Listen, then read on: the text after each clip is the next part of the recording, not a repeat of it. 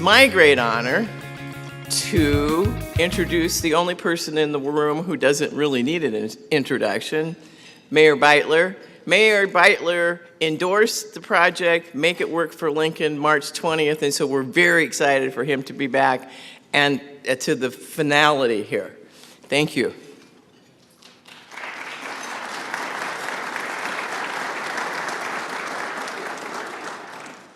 Well, good morning to all of you. I hope you're alert and ready to go, huh?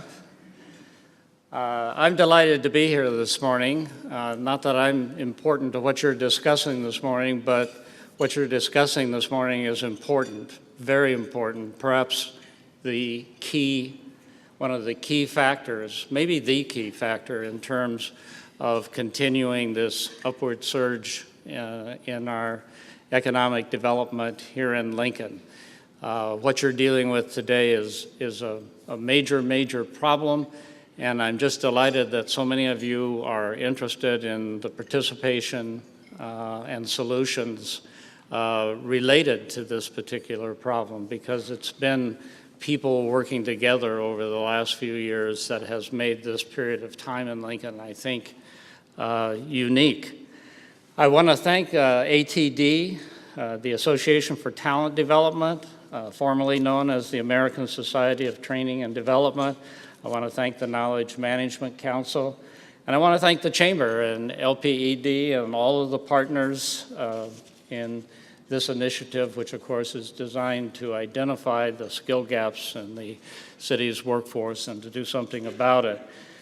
Many of you joined me for the kickoff to all of this earlier in the year, and I'm glad to report that much progress has been made since then. I know we're all excited to see the results of the household and the business surveys, and I want to thank the State Departments of Labor and Economic Development, as well as UNL Bureau of Business Research, all of whom have done very hard work on this particular project. Dr. Thompson from the Bureau used a very positive word to describe the state of Lincoln's economy earlier this year. He said we were surging. The unemployment rate of 2.3% is, as you all know, one of the very lowest in the whole country, and certainly the lowest here in the city, even for the last 8 years. The number of jobs in the Lincoln area is at an all-time high of nearly 190,000 jobs, and that's about 4,000 more than we had a year ago. Yet, we all know that this surging economy comes with its own set of challenges. Employers are having trouble finding enough skilled workers to hire in-demand jobs. I ran into that just yesterday again as I was talking to an engineering consulting firm here in town. Educators and trainers need better information on what skills those in-demand jobs require. And individuals aren't always sure what training to pursue and if jobs will be waiting for them when they finish that particular training. These problems are not unique to Lincoln nor to the state. What is different here, though, and very positive, is that our collective community response with the Knowledge Management Council and this particular project. We do things together here and work on things together, and that makes a huge difference. Our partners have surveyed employers to identify skill gaps. They surveyed individuals to identify reasons for unemployment and underemployment. And with the surveys completed now, we're ready to identify and talk about those programs that will help us meet the challenges. Later this morning, you'll hear more about the Career Academy, now slated to open in the fall of 2015. You'll hear more about enrollments, more about business contributions, and the different ways that business leaders can be involved through mentoring and internships and field trips. And by working together, We will then help more individuals gain marketable skills. We will help more people find and retain employment to increase their economic self-sufficiency. We will introduce young people to career pathways and make them much more aware, hopefully, of opportunities right here in our community, and there are a lot of them. So thank you again for your commitment to this high level of collaboration and communication as we move forward, and I'm delighted that you're here to help us make it work for Lincoln. Thank you.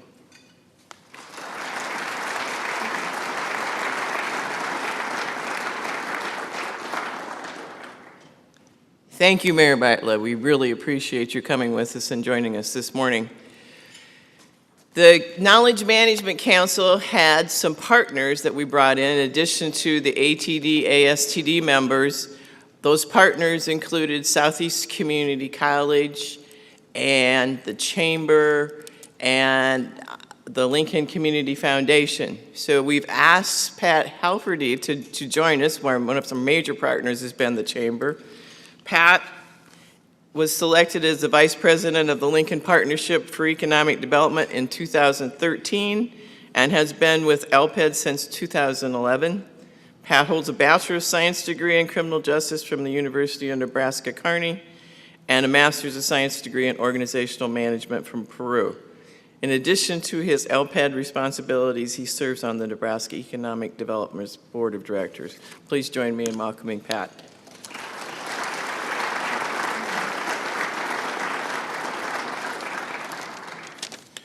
Thank you. Good morning, everyone. And the mayor and I should chat before we do this.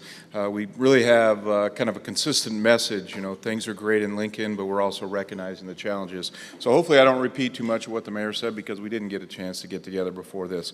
But as you all know, and I'm sure many of you heard our chamber president, Wendy Birdsall, say that it's a great time to be in Lincoln, and it really is.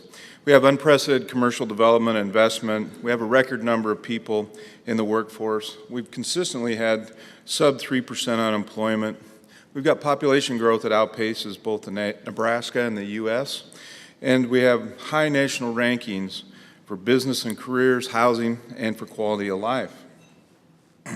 However, as everyone in this room understands, talent and the availability of skilled talent is a huge challenge facing this community as we continue to grow. The Lincoln Partnership for Economic Development conducted our annual business surveys earlier this year, surveying 77 primary employers. The survey measures a number of specific items ranging from company investments, sales and employment growth, to perceptions of the local business climate, including impediments to growth. Not surprisingly, talent was an item that was brought up consistently in these conversations. The top strength of the community noted in the survey was a positive employee work ethic.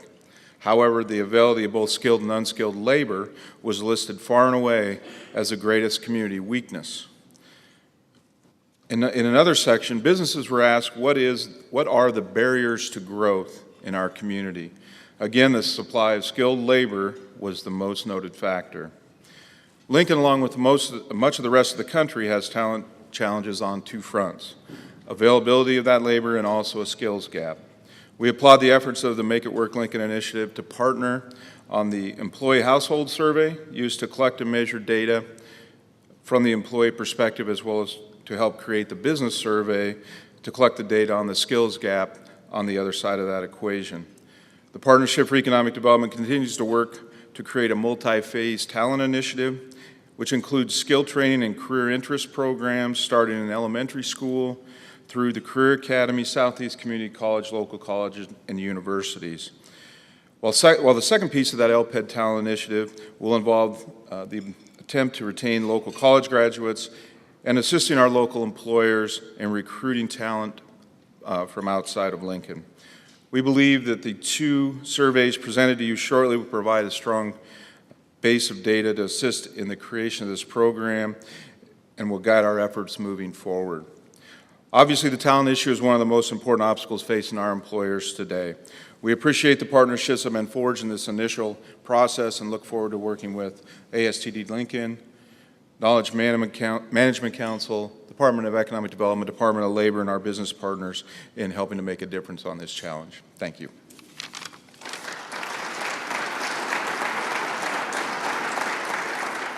At this point, I'd like to introduce Phil Baker.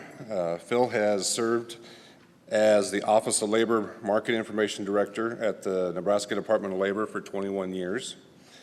And he has been employed in the labor market information field for 38 years. Phil holds a Bachelor of Science degree in Business Administration from the University of Nebraska-Lincoln with an economics major and a marketing minor.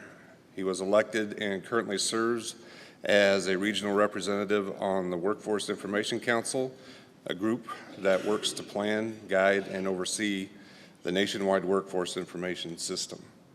I invite Phil to the microphone to discuss the results of the household survey conducted this summer. Phil?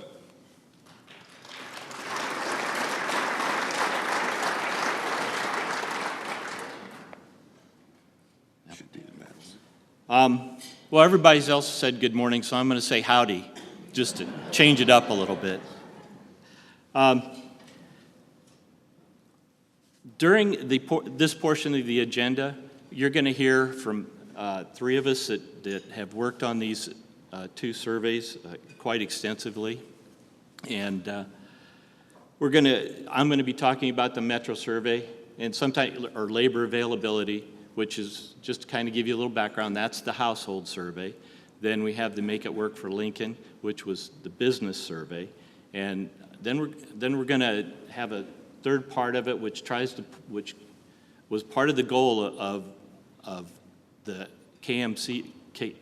ATD group, was to be able to try and identify the gaps. That was one of the goals.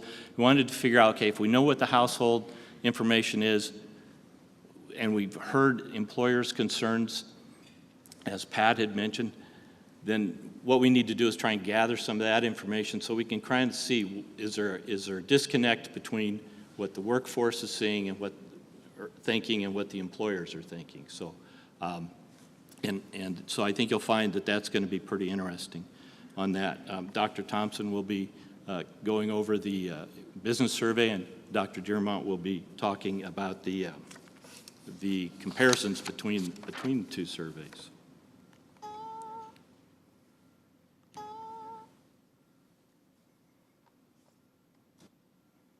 Okay.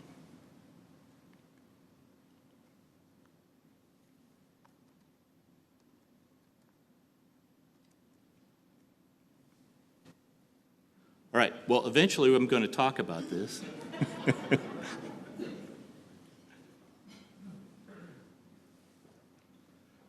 Okay, so all it did was make a noise when I hit that.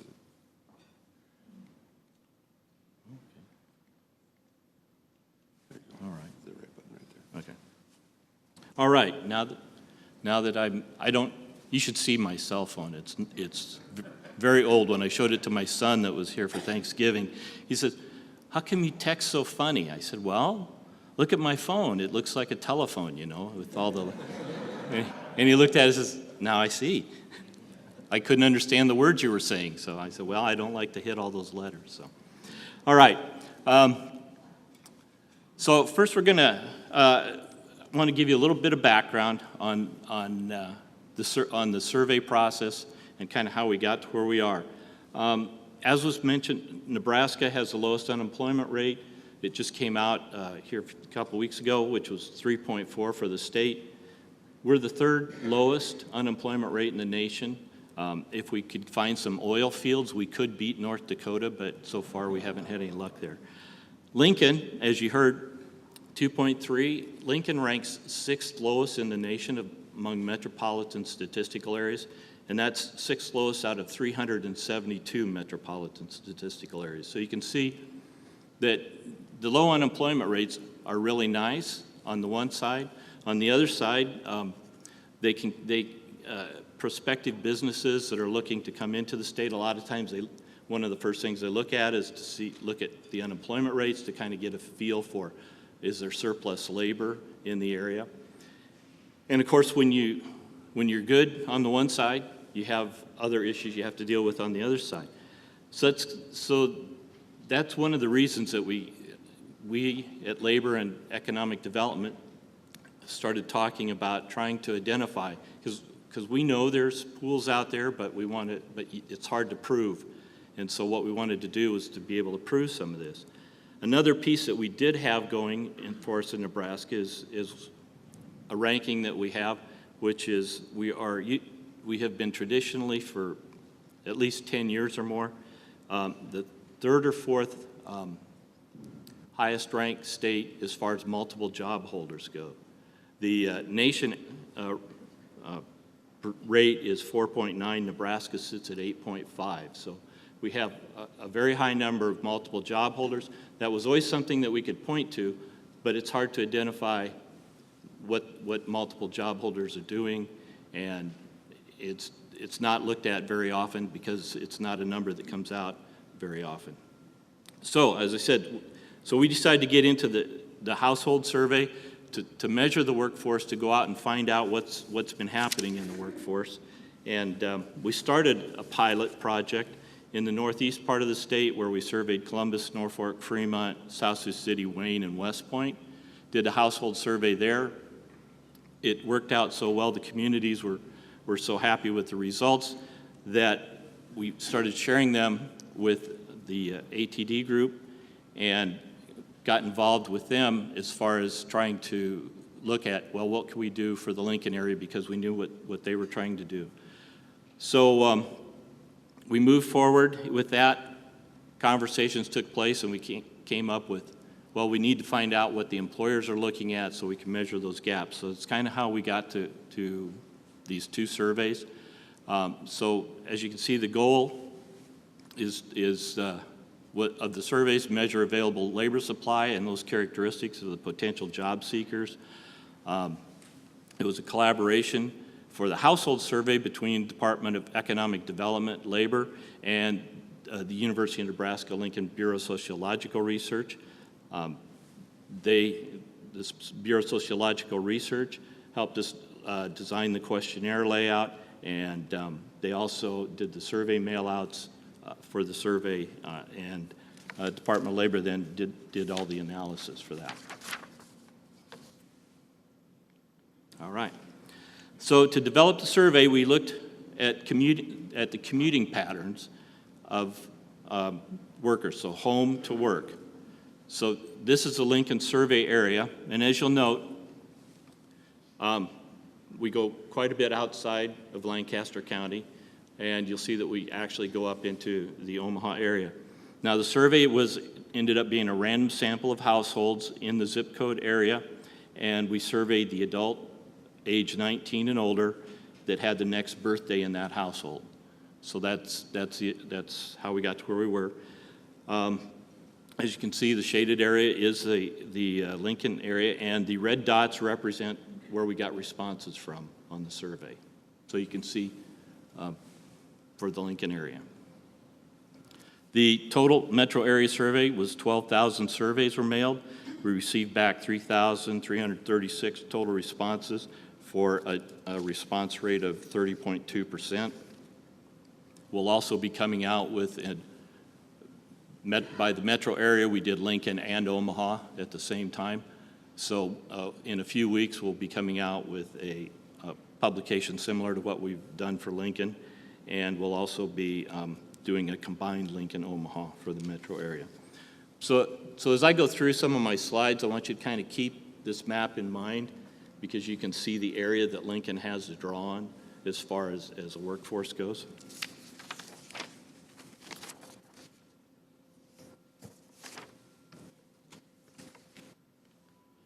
All right, so one of the terms that I'll be using throughout my part of the presentation is potential job seekers. And the definition for that were employed individuals who said yes or maybe when they were asked if they might switch in the next year if a suitable job is available.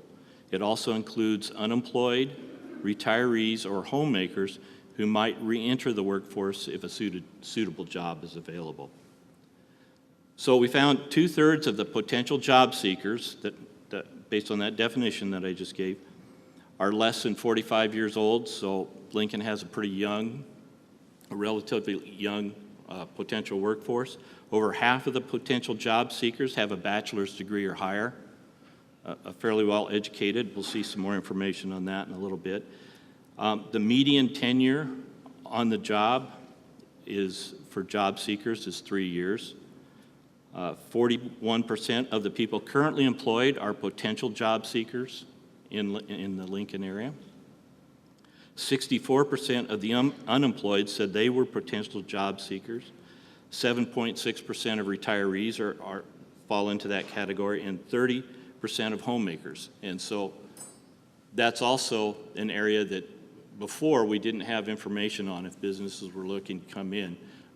We know there's homemakers out there, but if the employment situation was right, 30% of the homemakers that were in the survey could move into the labor force. So that's an actual would add to the amount of workers that we potentially have. And we found that 97% of the people said they would be willing to commute 15 minutes or more to a job, and we'll see a little bit more on that as we come along.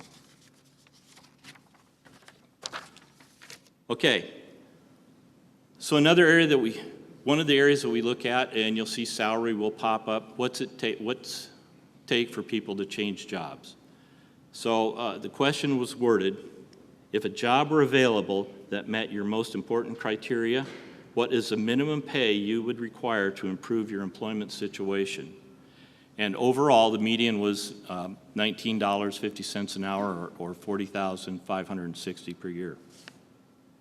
Interesting point, though, is if you look at the blue and the red pieces of the pie, that represents about 25% of the people that said they would not need an increase, and actually some would take less pay to improve their employment situation. So it's not necessarily, there's a group out there, it's not necessarily always about money moving to a new job situation. It's, does this job fit some of my abilities and skills? And we'll see that as we go through too. And also, in this, wage demands vary a lot by occupation. Those in management and computer mathematical occupations needed more money to increase their to change jobs, but those individuals that are in production occupations and food and preparation and serving related occupations required less money to switch jobs. So there's a lot of different ways to look at this. All right, factors important to potential job seekers. As I mentioned, overall salary was one of them. Use of the skills that they have. Work schedule was important. Retirement benefits and paid vacation. And so this is on an overall perspective, but once again, if you break this down by age, the mix is different. If you break it down by income, it's different. Educational attainment and some other factors. So in the full report, there's information on the different those different types of factors, breaking down what's important as far as potential job seekers to the job. But for an example, those that make $25,000 or less, if you look at this, their number one was salary, or salary. But number three, salary moved down to number three. Excuse me. Salary moved down. It was followed by opportunity for advancement. So, so those kind of changed.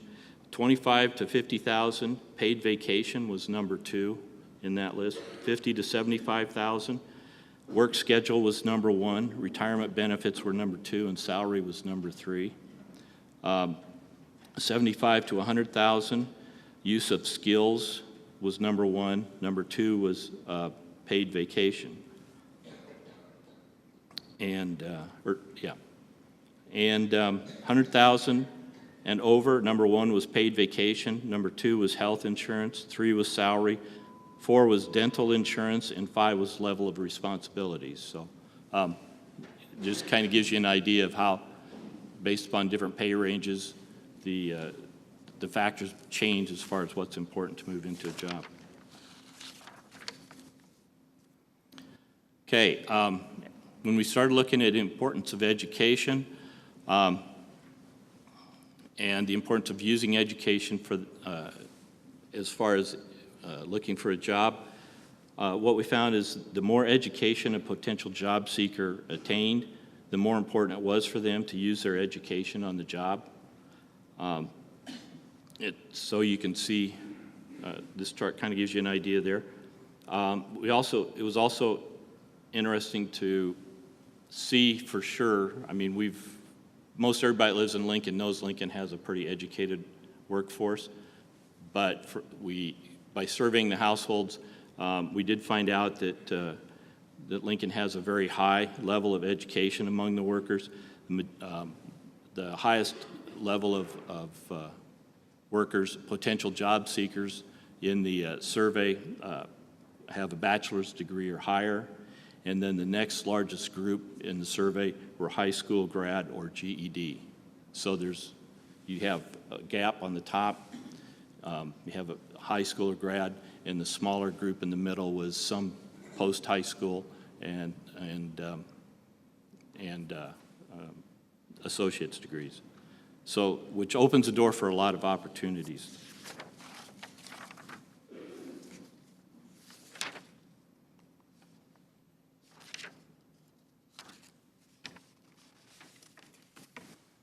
Okay, so I mentioned in the beginning some of the potential obstacles that we would be pointing out. So here's some of the potential obstacles, top 7 overall that we found, and once again, these can kind of change depending on the income group or the age and some of those types of things. But inadequate pay offered to area employers, by area employers, lack of job opportunities in the area, inadequate benefits at employers, inadequate hours offered at area employers. Then we get into overqualified, which overqualified and sometimes inadequate pay. Those two combined can kind of look at underemployment, where you have people that are probably not working up to their full potential.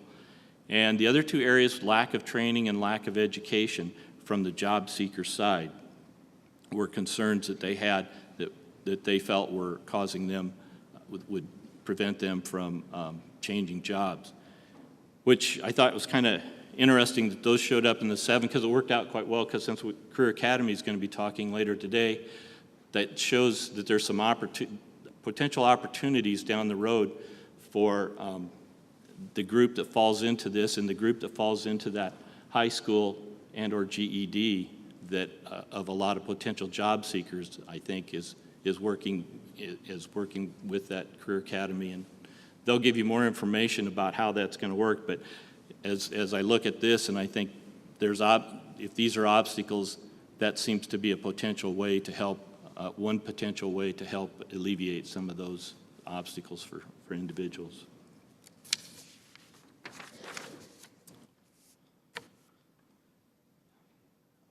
This particular chart pertains to potential job seekers who reported that lack of education was an obstacle that prevent them from changing jobs or re-entering the workforce. And so you can see it's either cost or availability of training or time to do it, or distance to go to training. 72% of those that responded to this indicated that they would be willing to complete a certificate or degree in order to improve their employment situation. So there is a high of those that feel lack of training or lack of education. There is a high feeling out there that they would be willing to do some type of training. If it required to get a certificate, they were willing to make that effort.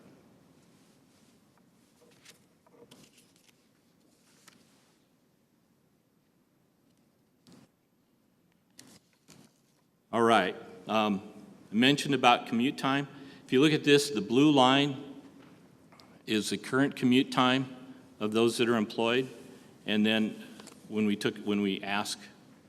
carried the question further, was how far would you be willing to commute if you found the right job? You can see the large increase, especially in the 30 to 34 minutes out. And also, I mean, all the way up through an hour, there's a fair amount of willingness to commute spend longer time commuting in order if they find the right job fit for them. So I also thought this was interesting for communities that surround Lincoln, because there's a potential for drawing on those communities that fall within this area for potential workers. And I know the few events that I've been in on when businesses have been looking at Lincoln, sometimes it was hard for them to realize that people would commute. They're not used to people in Nebraska in more rural areas knowing that driving is just kind of a part of it. And this kind of gives us some good background to be able to show statistically that people are willing to commute. There's solid evidence for that.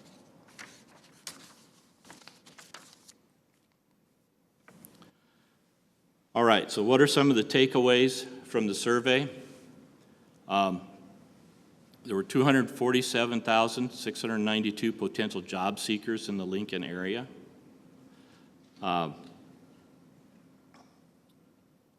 If you go back to thinking back to that map with all the red dots, that's the area that I'm talking about again. So it's obviously not in the city of Lincoln, 247,000, or we'd have everybody, all the population looking. But that's quite a large number. And 34% of the potential job seekers are currently actively seeking employment. Because a potential job seeker, if they see the right thing, they might go for it, but they're not actually actively searching. But 34% from the survey of those potential job seekers currently are actively seeking in the Lincoln area, which 34% of the 247,000 comes out to about 85,000. So 85,000 is a fairly large number of potential workers. Some of the obstacles to employment for potential job seekers had lack of job opportunities and overqualified, ranking second and fifth. That would prevent them from changing jobs or reentering the workforce next year. So there's a perception that jobs that are available don't match up with skills of potential job seekers. Now, in looking at this and thinking about this, part of this could be that either the employers are not getting the information about their job out to the employee, out to the potential job seekers in a way that they understand, they can relate it to their skills, or somewhere along the line, the job seekers aren't seeing how their skills can line up. So there might be an opportunity there to start looking at how some of those job skill or those openings are placed in ads or some of those types of things. And then we also took a look at self-employed, and so going back to that multiple job aspect, self-employed people that are self-employed have a tendency to have multiple jobs more frequently than non-self-employed, and women have a tendency to have more self-employed or more multiple jobs than men. So kind of in closing, just kind of a reminder, Lincoln has relatively young pool of workers compared to the state as a whole. The median wage was $19.50.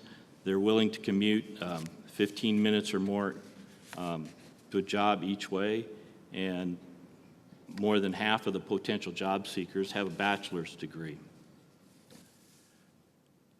So this kind of gives you an idea, a brief idea of the types of information we have. The other information is quite extensive. In 15 minutes, The site will be live that has the Lincoln Area Labor Availability Survey report on it. And in your booklet on page 10, you will find links that will take you there to these studies, and it'll take you to the Lincoln Labor Availability Study. I think it's in the bottom on page 10. Good. And it will also take you to Dr. Thompson's survey that he's going to be talking about. So and if you lose your book,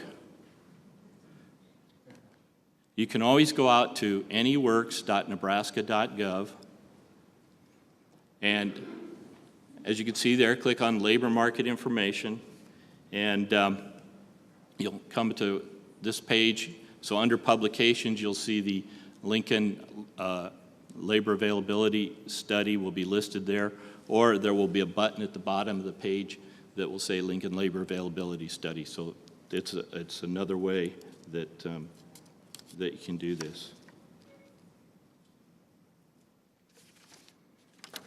And with that, we are going to bring up our next speaker. Eric Thompson is the director of the Bureau of Business Research and an associate professor of economics at the University of Nebraska-Lincoln, where he has worked since 2004. He holds a Bachelor of Arts degree in public policy from the University of Chicago and a Doctor of Philosophy degree in agricultural economics from the University of Wisconsin-Madison.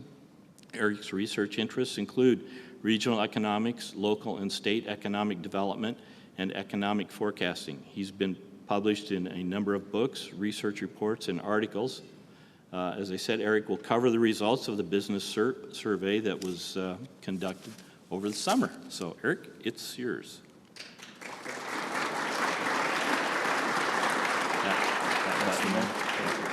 Thank you. You bet.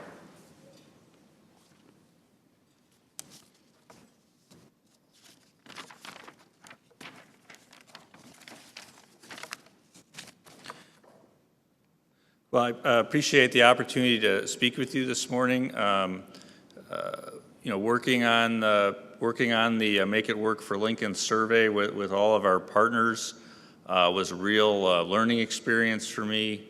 Talking to all of those, or getting the surveys out to all those businesses. I want to thank all the businesses that completed their survey. It was a longer survey. We had a lot of information we needed to gather, and I just want to present to you a summary of our key findings. As Phil said, with the labor survey, household survey, there's a lot of detailed information that's available on those reports at the website. But let me just hit the highlights. Of course, you need a little background about the survey itself to interpret what you see. It was designed to identify the hiring needs and challenges faced by businesses, as well as their current training activity, particularly for new employees. Was mailed to 1,300 Lincoln metropolitan area businesses, so the whole metropolitan area, Seward County, as well as Lancaster. And it was a census in the sense that it was all businesses with 20 or more employees that were sent a survey. We received responses from roughly 250 businesses. One of the interesting summary results, we asked business people whether they considered whether an applicant was currently working. You can see there's quite a bit of diversity there, but I think our key takeaway there is businesses were interested and thinking about whether their workers were employed or not currently working, and there's, as you might expect, a great interest in hiring people that are currently employed because of all the positive signals that sends. So I think that matches up well with what Phil talked about the large group of potential job seekers in the area, most of whom are employed. Signals a good match there. Business is a very difficult thing. All the things that business people need to work on are challenging. I don't need to tell you all that. And so it's no surprising that finding workers, one of the most important things that business people do, is difficult. About two-thirds, little shy of two-thirds of businesses said, yes, it's difficult to find workers, particularly in a city like Lincoln with such a low unemployment rate. Now, obviously, the answer to that question did differ a little bit depending on what kind of worker you were talking about hiring. So here is a list of, let me stress again that very few employers told us it was easy to find workers to hire, but there was sort of gradation. So here's a list of the most difficult occupations to hire according to employers, and the occupations where it was least difficult. I wouldn't say it was easy, but it was least difficult. They least often reported that it was difficult to find workers. So, it wasn't, both groups weren't real easy to pigeonhole. Sometimes there were blue-collar workers that were very difficult to hire. Sometimes there were white-collar workers that were difficult to hire. I would say that and this is often reported, that maybe the greatest challenges were among some of the skilled blue-collar occupations. So installation, maintenance, and repair workers, those are very important workers in obviously the construction industry, but also in the manufacturing industry and in some of the service industries. Personal care and service workers are critical both in the healthcare industry and in the early care and education industry, and of course production workers are critical to the manufacturing process. Office administrative support, food preparation, and serving workers and sales workers were often difficult to hire, but the frequency of those difficulties was least in that group. Why was it difficult to find workers? So when I first put this chart together, it was a little daunting. It seemed like there were a lot of things that was making it difficult to find workers. Lack of work experience, lack of occupation-specific skills, poor work history. I knew that was a problem. I maybe was a little surprised by how often it was a problem. Related to poor work history was a failed background checks. And then way down fourth were wage demands that were too high among the prospective hires, although that was about a quarter of workers. I think while that chart was rather daunting, in my opinion, I think there's some good news. The particular set of difficulties wasn't always all 5 of those things. And actually, the difficulties varied by occupation. So one occupation might have 1 or 2 of those difficulties, a different occupation might have a different 2 of those difficulties. And so the pattern that began to appear from the data is that, hey, maybe if you go occupation by occupation and look at this, there's just a few problems out there, things that are making it difficult for employers, and maybe we can come up with some actionable and specific solutions on a occupation by occupation basis. So we kind of broke it into 3 typologies: occupations where the primary difficulty is a lack of occupation-specific skills. I don't know that some of these would surprise you. We've heard about this quite a bit. Computer and mathematical workers, that was an occupation where hiring was difficult because there was a lack of people with the appropriate skills. Again, here comes installation, maintenance, and repair workers again, kind of high-skill blue-collar occupations, and production workers, primarily working in manufacturing. So I think there's opportunities for training across the board, but here is maybe the occupations where we have the greatest opportunity for training. And I think, by the way, Lincoln is already taking some steps to address these needs. You'll hear more about that later in the morning. Occupations where the primary difficult is applicants with a poor work history. So these were occupations, in many cases among these 4, where this was the most common response. It wasn't a lack of occupation skill. It wasn't a lack of work experience. The most common difficulty was a poor work history.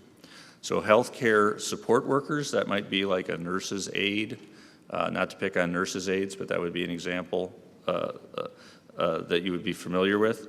Food preparation and serving workers, that's your chefs, your waiters, your waitresses, your bartenders. Construction workers, and transportation and material moving workers, which could could be truck drivers, obviously, people who work in warehouses, and so forth. So, I think this creates a separate type of issue. So, obviously, when you look at the group of people who currently have a poor work history, there's going to be people in that group that are probably always going to have a poor work history throughout their lives. But I think common sense and probably some of your experience tells us that there's also people in that group that over time will develop a good work history. Maybe they just got off to a bad start or had a rough patch. And I think the businesses, the communities that can figure out how to get those people who can have a good work history and help them move out of this group will benefit enormously. So I think that's another possible training approach the community might consider. A third group were occupations where the primary or near primary issue was workers were making wage demands that were too high. Again, this is according to employers. As you've seen from the two surveys, employers and employees can disagree on this subject a little bit, and probably have for thousands of years. But the ones where this stuck out was business and professional operations workers, so people in finance, people sort of skilled office workers of all kinds, typically people with a bachelor's degree or higher. Healthcare practitioners and technical workers, so they could be a physician, a dentist, but it was primarily licensed practical nurses, and so forth. Personal care and service workers, again, that's child care workers, people who work in group homes, not necessarily doing health care, but taking care of people. And then office and administrative support workers. So, what I say here is there's probably going to need to be, in this case, some sort of adjustment on the part of employers or on the part of employees about their wage expectations. I think if you look at this group of four, it's probably the personal care and service workers where maybe there's the greatest need for an upward wage adjustment. This was also the occupation where employers said it was most difficult to find people, and it's also the lowest wage of these occupations. I just think that's one of the areas where the market, the relative supply and demand suggests that maybe a wage increase is in order. In some of the other areas, I don't know that the supply and demand call for that. Okay, so what type of training is being provided? You can see most, probably not a surprise, most businesses provide training to workers after they're hired, more than 3/4. The most common training is perhaps just a course, and this isn't your employee orientation, this is actual additional training. But there's also more than 1/3 that have a certification of some kind. And if you think about all the people getting new jobs every year, there's going to be a lot of people who need college and community college courses as well. What were the occupations where these more intensive types of training, certifications, college or community courses were common? Managers, okay, but then we're starting to see some familiar names here. Computer and mathematical workers, installation, maintenance, repair workers, personal care and service workers. And so maybe a hint that the occupations where businesses see the greatest need for a new occupation skill is the ones where they're investing most in training people after they hire them. That makes sense, right? Okay, but we also cared about existing workers. So what were sort of the most common and least common deficiencies employers saw in their existing workers? Leadership, written communication. I always tell those students that writing is important. They don't always believe me. I might use this statistic in class, if you don't mind. Critical thinking and analysis, interpersonal skills.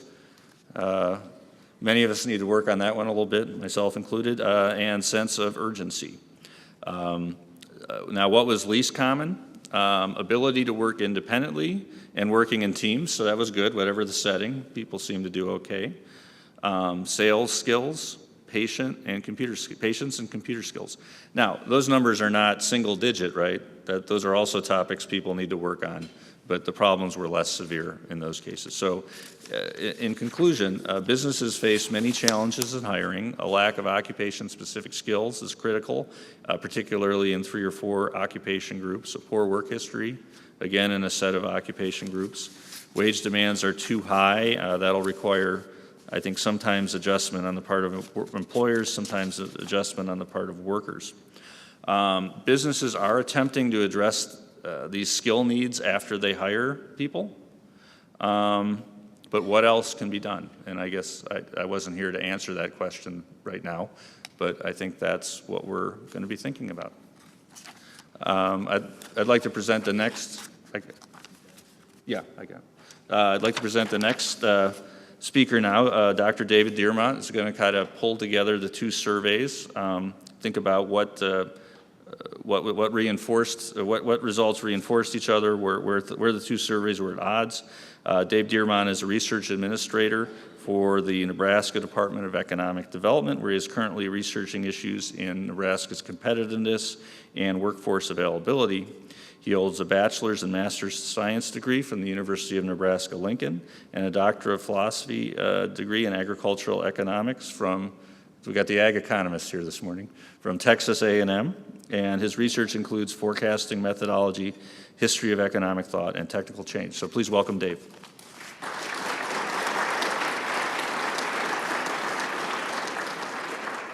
I'm going to talk a little bit about comparing the 2 surveys and skills gaps that we found in Lincoln and what we've learned so far. And so far means probably in the last week.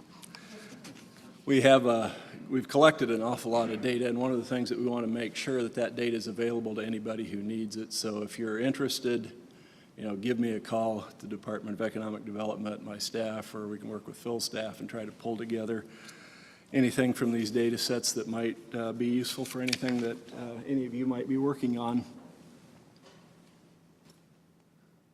First thing I'd like to do is just say thanks to everybody who filled out one of these surveys. There were, I think the 2 of them were both 8 pages long, and there were thousands of people that took the time, and I'm really thankful for that.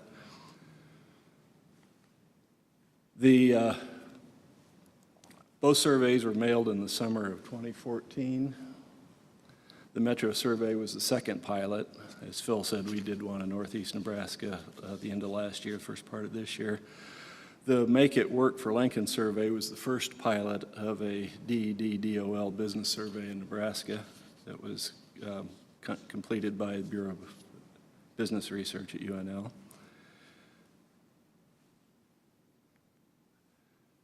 The business survey was designed to have some overlap with the household survey in terms of assessing occupations and work experience of households and occupational skills and needs of businesses. The 2 surveys aren't directly compatible, but some of the questions were similar.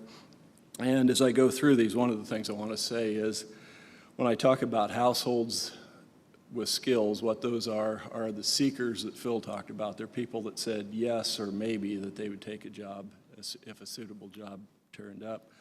Plus, there are people who either said, I'm working in that field now, or if they were not in the labor force, they are people whose last work experience was in that occupation. So we're looking at groups pretty much by specific occupations.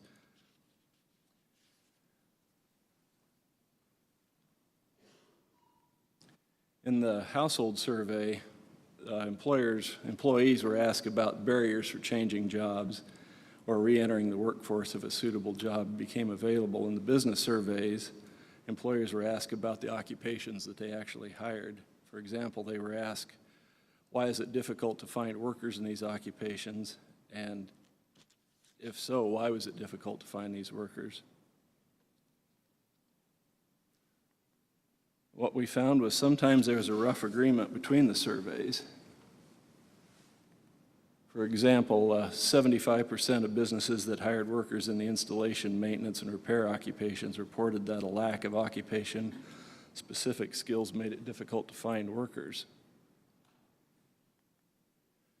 There were 2 questions on the household survey that roughly matched up with this. And we found that among household respondents, a significant number of workers agreed that education and training would be a barrier to new employment.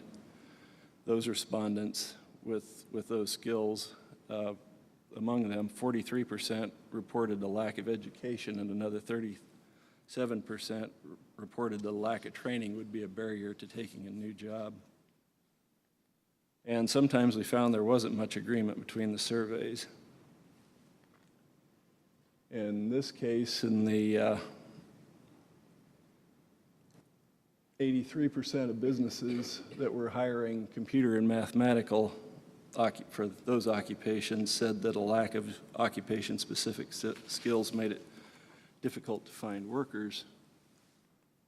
However, in the household survey, those people with those skills, only 19% said that education would be a problem for changing jobs, and 12% said that a lack of training would be a barrier to changing a job. Okay, sorry.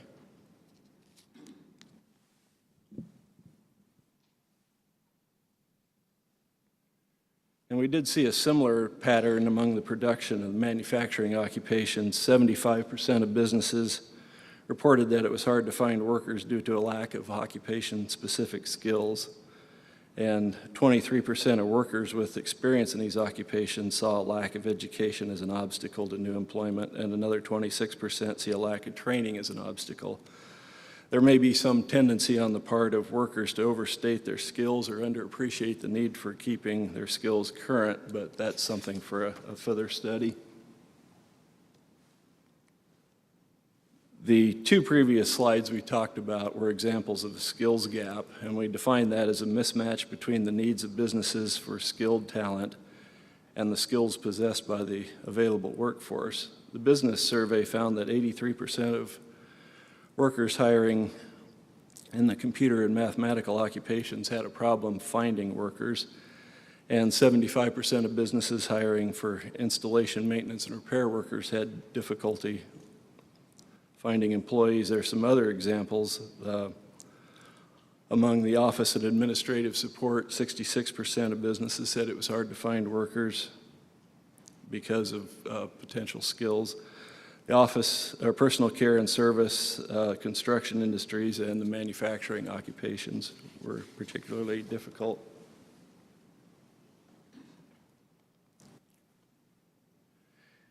But it's not really necessary for businesses and households to agree on issues for there to be a skills gap. Although agreement, like there is in the technical or in the installation and repair groups, when they both agree that there is a problem, it does make it easier to talk about training from both sides.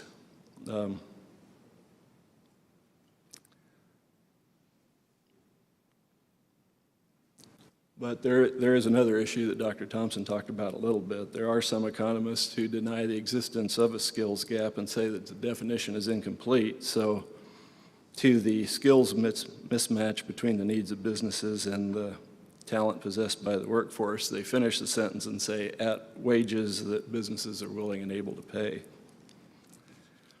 If we're just asking about occupations that are difficult to hire, we may infer a skills gap where one doesn't exist. There are broader labor market issues that may be involved in the difficulty for finding people for specific occupations.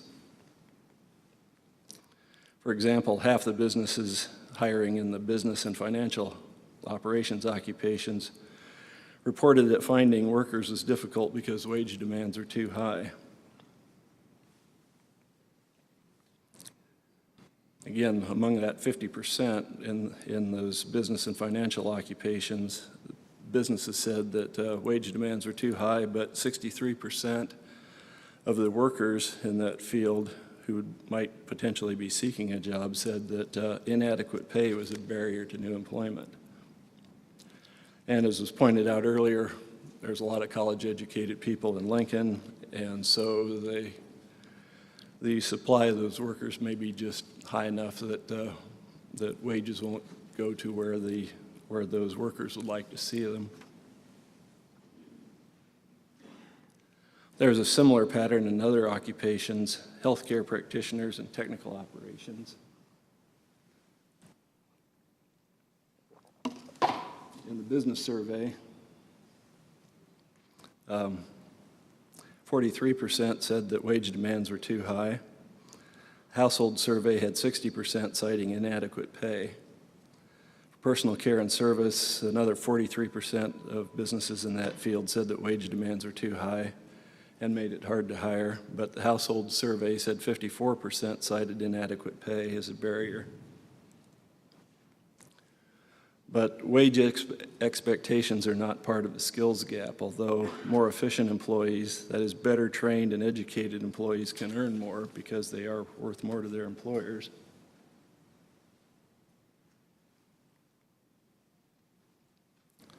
The preceding analysis was based on a preliminary look at the data, but it does seem clear that a skills gap does appear in some occupations. Data collected from the two surveys will be analyzed more fully. One thing that I'd like to do is take a look at the data by the age of the workers and the training of those workers and their education, and that may shed a light on where future skills gaps may appear. The conclusions from putting the two surveys together is that a skills gap does exist in Lincoln for some occupations, especially computer and mathematical occupations, installation, maintenance and repair, office and administrative report, construction, and the production or manufacturing occupations. And these occupations can be identified using data from the two surveys.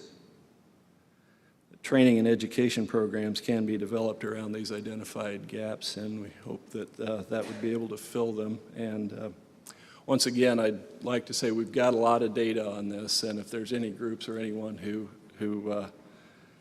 would find this data useful, give me a call and we'll put it together in however way you want. When you get a chance to look at the household report or Dr. Thompson's report that online, they were put together in a lot of different ways, but we have the data and we can put it together to answer in different ways to answer other questions, and we'd love to do that for anybody who's interested. And now I'd like to introduce Michael Milborn. He is the Assistant Vice President of Sales and Training Development at Emeritus Life Insurance Corp., and will now talk about training and the next steps.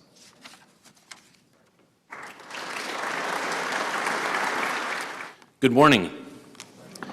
First, I'd like to begin, we just got the results of these two surveys that you've seen an initial look at. I want to thank the Department of Economic Development who funded both of these surveys for us. ATD is a volunteer organization, and there's no way we could have done that without the help of the Department of Economic Development. So let's please give them a round of applause, please.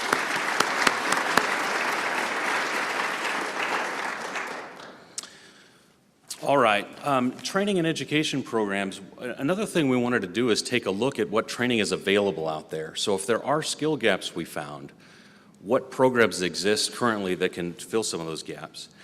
There are some resources out there that have a listing of these with the capabilities. The Nebraska Coordination Commission for Post-Secondary Education is a great resource. There's links to that on our website. Nebraska Department of Education has a list of the Nebraska schools that are licensed here. And needed offerings of private and post-secondary education is something we still need to do some work on. Some of the private institutions are not listed there.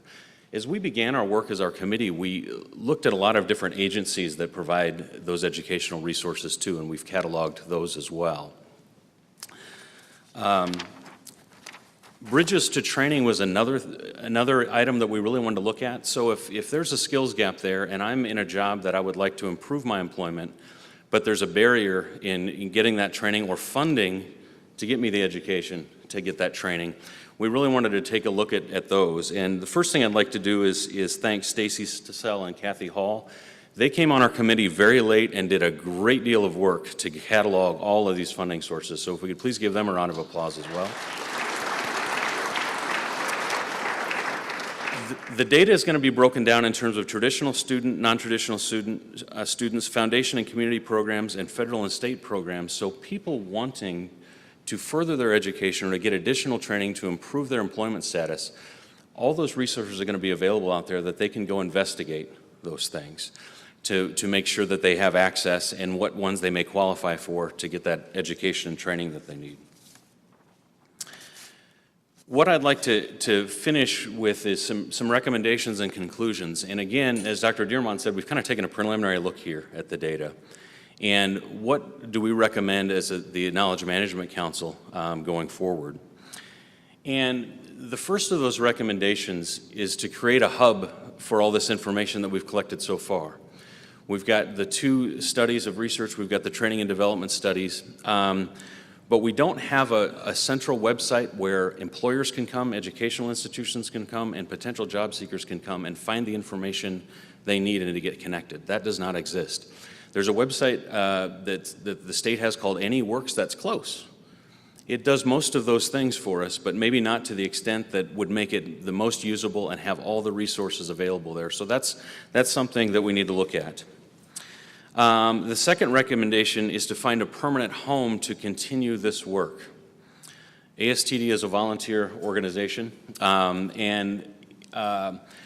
we probably need a home for this that has some paid staff and those sorts of things to move this forward.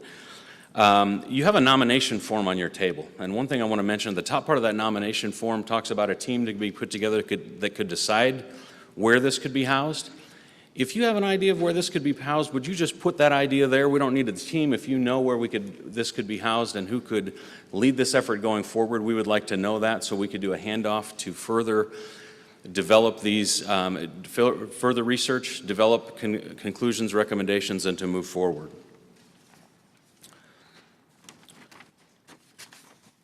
Dr. Thompson identified a population that is trapped, maybe with some poor work history. The book here you've got is fairly well laid out in an organization, but I want to call your attention to page 11. If everybody would turn there with me. And look down that poor work history column and find where you are in the people you would be hiring or lack of occupational skills. I sometimes wonder as we get started in employment, I graduated from college a lot longer ago than I care to admit, but when I got started, I didn't think as much about what I was doing right then affected everything going forward. I mean, I thought about it. Our teachers told us that. What I'm seeing in the people I hire is they don't realize that anymore.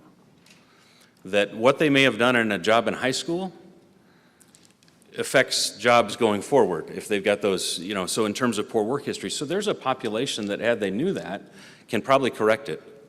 One of the things the next committee needs to look at is untrapping some of that population to get them some better work history, some education on how to get that, what they need to do differently. Another thing that Dr. Thompson identified was lack of interpersonal skills, and that's something that that's trainable, that's fixable, those sorts of things that can lead to poor work history.